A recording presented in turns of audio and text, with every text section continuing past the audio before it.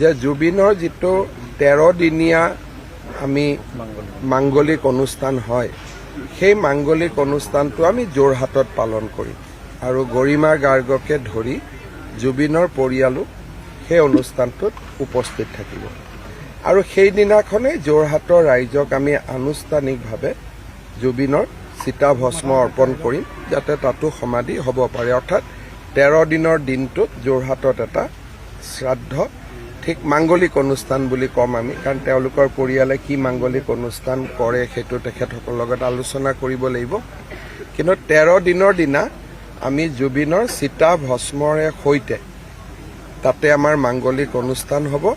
আৰু অলপ আগতে গৰিমাই মোক কৈছে যে গৰিমা নিজেও থাকিব পৰিয়ালৰ আন সদস্য সকলো